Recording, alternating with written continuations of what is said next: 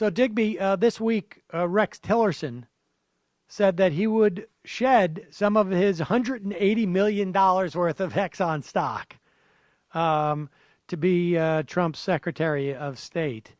You know, I'm not terribly impressed by that. I mean, although that number is slightly more than my stock holdings, but I'm not terribly impressed with the idea that someone whose literally only job he's ever had is with Exxon for 40 years. You know, this guy has been raised to believe that oil and the acquisition of oil is the fundamental fulcrum for human existence. I'm not terribly impressed that he shed himself of Exxon money as opposed to sort of like an Exxon ideology.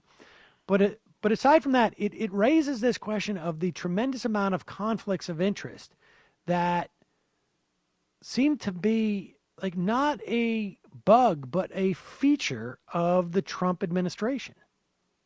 Well, it certainly looks that way, starting with Trump. You know, I mean, he's refusing to divest. You know, he's hinting around that he's going to do something, but none of it seems adequate, and they keep insisting. Now, keep in mind that Trump's ethics advisor is Tom DeLay's former lawyer, who is also the Federal Election Commission. He was a member of the Federal Election Commission who went in and completely decimated the processes for federal election federal election laws violations. So he is an ideologue himself.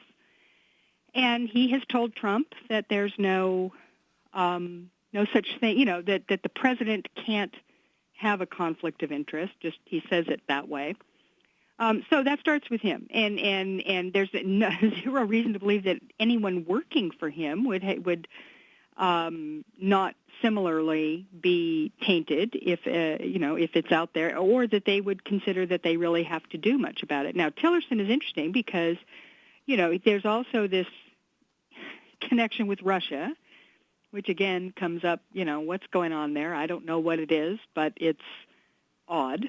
And in Tillerson's case, it's purely about oil. I mean, Exxon had a big oil leasing deal with Russia going. $500 billion. Yeah, I mean, it's gigantic. And Russia then invaded Crimea, and sanctions were put down, and that deal went by the wayside. And now it is presumably, upon Trump taking office, that deal, those sanctions will be lifted. It certainly looks like they're going to be, and that deal will go forward. Now, I don't know how that the naming of Tillerson has affected the Exxon stock that he's going to be selling, but one has to assume that he's not going to lose money, okay, by selling his Exxon stock. I just have a feeling that he's going to do okay, just by the naming of him as the Secretary of State. This is where you get into these dicey things, right? I mean, we know what they're going to do. Right. We know how much money he has at stake. And beyond that, it's as you say. This is an ideology, the energy ideology, that, and Trump has certainly espoused that as well. You know, we just take the oil. You know, we need it. So, you know, we take it. We do whatever we have. In fact, he used to say that he would have taken the oil wells in Iraq and then had Exxon come in and rebuild. He would burn the oil wells and then have Exxon come in. They could rebuild them in a week, right? So, you know, this is all part of Trump's involvement across the board with the masters of the universe, Goldman Sachs and the like, and the energy sector and all the big corporate giants, multinationals around the world, Exxon being the king of all of them. So, you know, and I don't know whether or not Tillerson does seem to be a target of the Democrats, and I don't know whether or not they're going to be able to stop him, but it would be interesting if they did. Indeed. Well, listen, we only have about a minute and a half left, but with that short amount of time, I know you've written a piece about does impeachment begin now?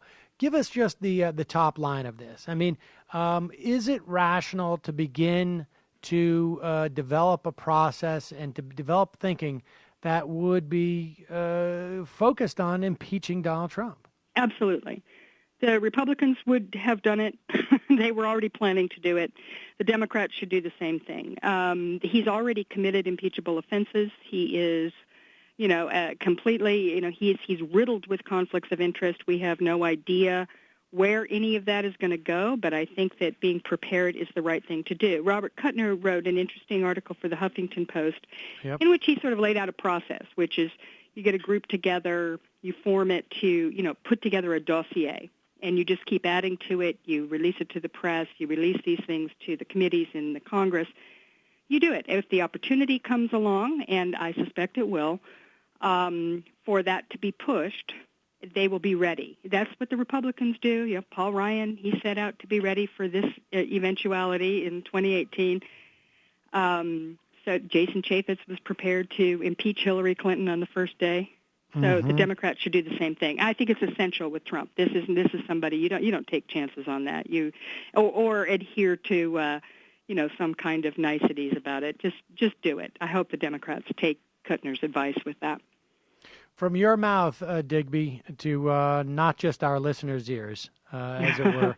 Thank you so much for your time today. Really appreciate it. Thanks for having me, Sam.